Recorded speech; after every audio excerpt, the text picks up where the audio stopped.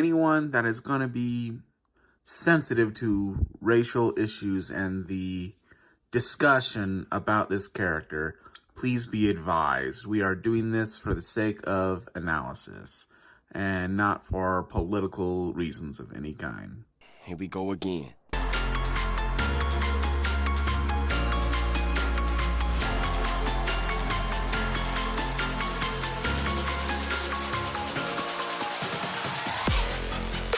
Hello and welcome to this part of the pond, where it's the bullfrog still without the newt. School is taking a big toll on the guy. Sheesh. But through the magic of green screen and audio, we can do this. Face reveal at 100,000 subscribers. We would want the subscribers, and you want to see that face. Here in the pond, we have a goal, a great goal. Who is Disney's greatest villain? We are basically looking for this. Tell your people, as of today, their workload has been doubled, thanks to your God. Or is it thanks to you? But as Disney. But how we're doing this is not through a opinion or a poll. We're doing a formula. If you want to know more, go here. And as you saw at the very beginning of this video, we're going to analyze one of the characters that has controversy around them, King Louie. Well then, I'll lay it on the line for you. Now, to go into King Louie's design, we have to go into the great levels of history and climb up from that. Because Jungle Book is based off of Rudyard Kipling's Jungle Book. Well, duh. And Jungle Book has been taken from Rudyard Kipling's life. Because Rudyard Kipling, he was born in India, and most of his childhood he was raised by his, I think, governess or his babysitter. I don't know what exactly the term would be, but he was raised by her. And from her, he learned a lot about Hindu, but also a large chunk of the Hindu religion and those characters and those goddesses and the gods from her. And it states a lot in many of the documentaries and his biography and autobiographies that he, as a child, dreamed in Hindu, because it was really his first language. He learned Hindu and then he learned English. From these stories and everything about them, he gravitated to them, he loved them. But his parents around that time period thought it's time to give this kid some culture and sent him to England. And there he was raised by this family, and they were abusive and mean to him. It really left a toll on him, it scarred him. But when he came to England, he connected to no one. He had no one to bond with. And it really left a big monument in his life. That when he left England and went back to India, it shifted. He felt like he was this bastardized version of himself now, where he was no longer connecting to the people around him again, but in India and all the people there. And it really left a big impact. So when he wrote Jungle Book, the character Mowgli is meant to be a reflection of himself. The jungle is India, and the man village represents, well, England. And from this bit, you find out in Jungle Book 2, that's right, there is a book called Jungle Book 2, where you finally get Mowgli's ending. And spoilers for that book, but Mowgli decides to pick no sides. He takes his own path and makes his own pack with some wolves that gravitated to him, follow him and forge their own path. That is the story of Jungle Book. This is Mowgli's story. And in the book, Mowgli does meet monkeys, and the monkeys do want Mowgli to teach them how to do fire and how to make pottery and how to build. Bagheera points at them and says, the monkeys aren't normal. They mimic sounds, and that's how they got their language. They didn't make their own language. And also, the monkeys, they have no king. They have no ruler. They are just animals. Bagheera really laid that down. The whole entire jungle doesn't like the monkeys. No respect. And this is what King Louie comes from. It's the idea of the monkeys, not the monkeys themselves. That idea. King Louie really started to become more of a character after Walt Disney kicked out Bill Pete. And he started to make the movie Jungle Book more to his liking. When they did the second rendition of the movie after they kicked out Bill Pete, they had a question. How are we going to help this part of the movie? Because when the monkeys kidnapped Mowgli, they all considered this the darkest part. How they're going to make it so kids can enjoy it? Well, the monkeys, they swing across the trees. So what if we make the monkeys kind of like that Dixieland big band jazz sound to them? Okay, what if we do that? Why don't we follow and get the king of the swingers himself, Louie Prima. Loving the spin I'm in. So they go to Louie Prima and pitch, hey, we want you to be this. We want you to be these monkeys. And Louie Prima famously states, Louie Prima says, what do you want to do? Make a monkey out of me? And so we said, yes. He says, you got me. and that's how Louie Prima became the voice of King Louie.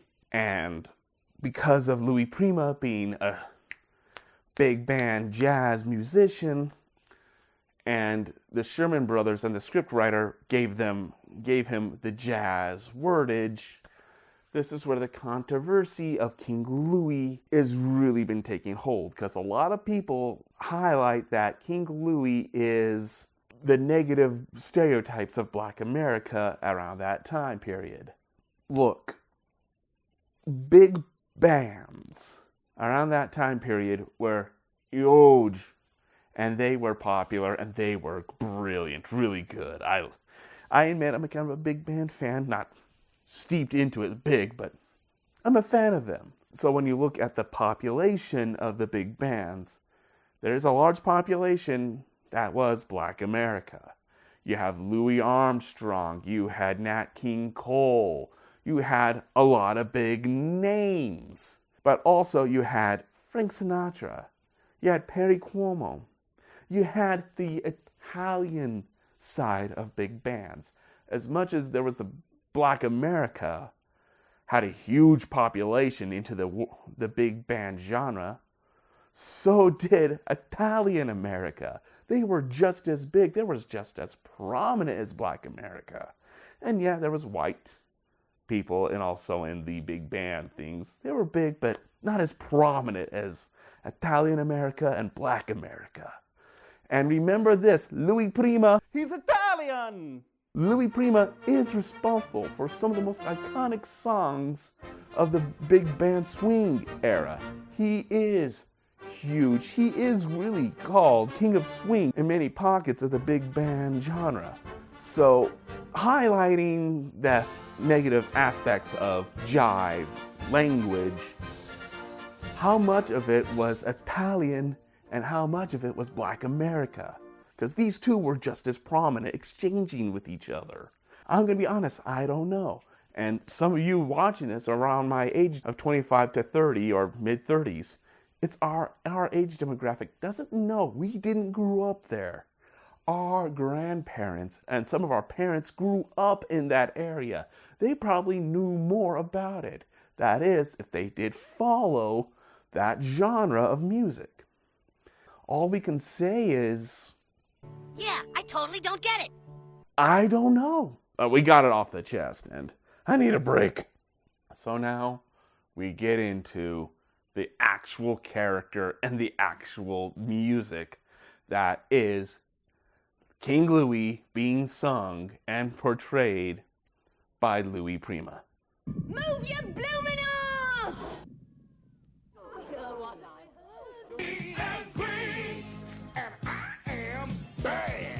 This is a historic moment for Disney. Before Jungle Book, all the characters you see were in pop culture as much. But Louie Prima and Phil Harris, these were big band names. Again, what I just talked about, Louie Prima played Las Vegas. He's responsible for the Vegas nightclub. These were big names. These were popular names. this is the first real start of big name celebrities getting into Disney. So before anyone says Aladdin had the first big name with Robin Williams, or Rescuers Down Under having the big name of John Candy, Jungle Book was the first. The design of King Louie, he's very orangutan. Thanks, Captain Obvious. Well, not iconic orangutan, with those big, fat, plump cheeks, and I'm gonna be honest, I'm a sucker for those guys. They look adorable.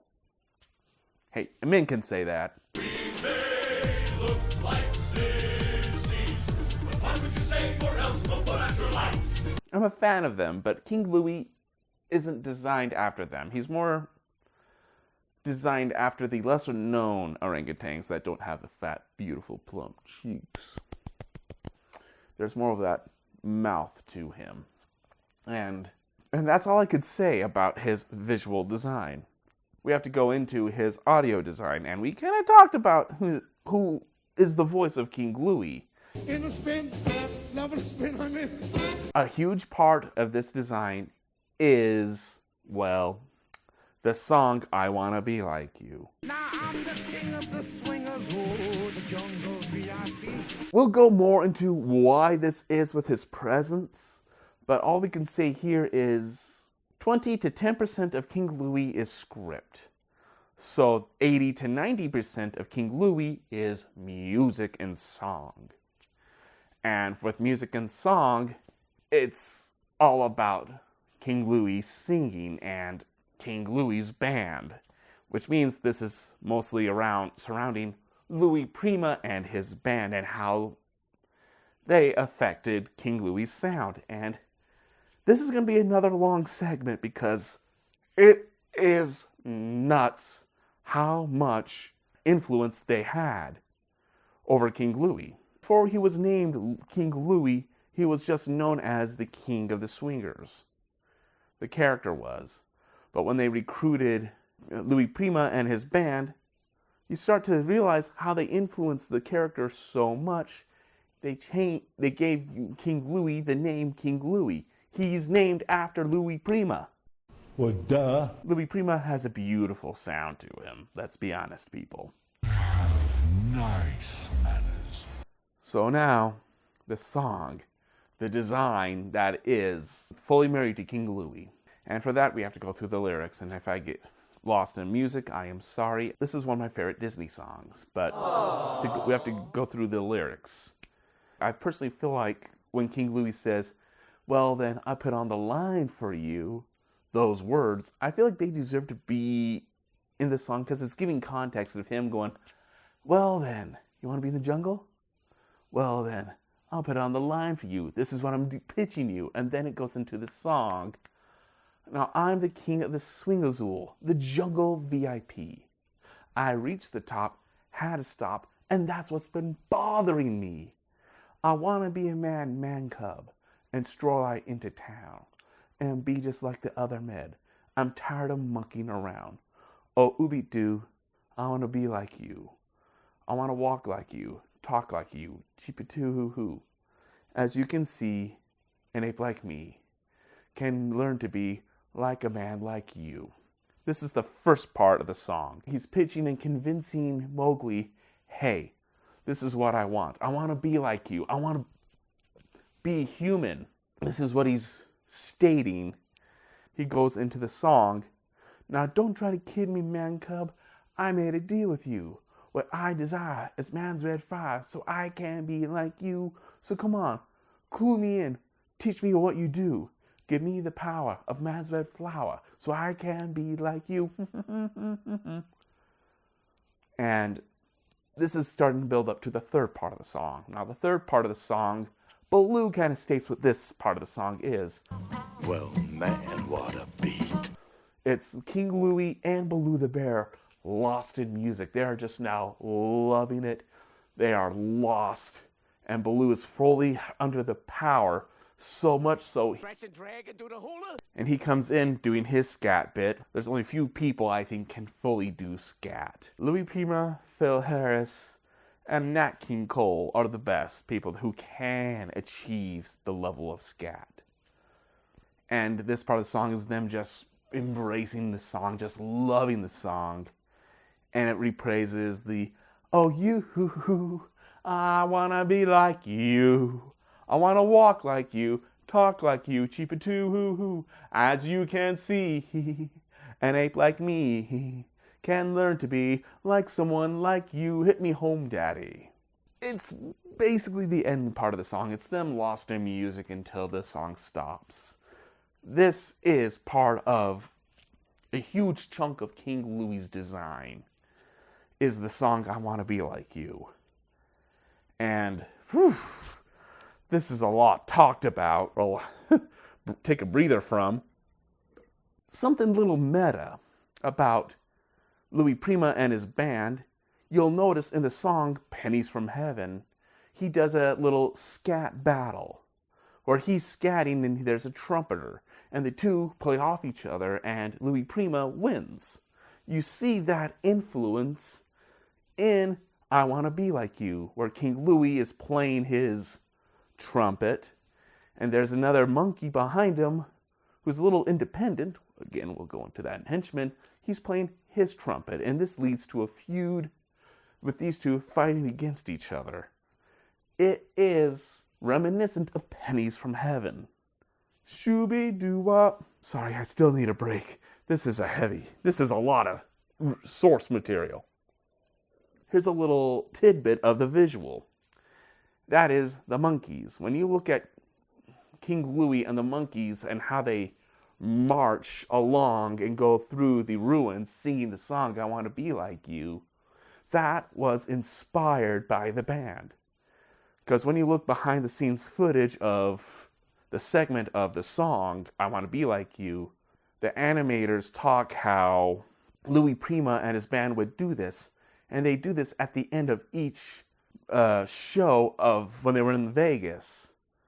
And as they were in Vegas and wrapping up their songs, their show, they would do this. They would march in the audience.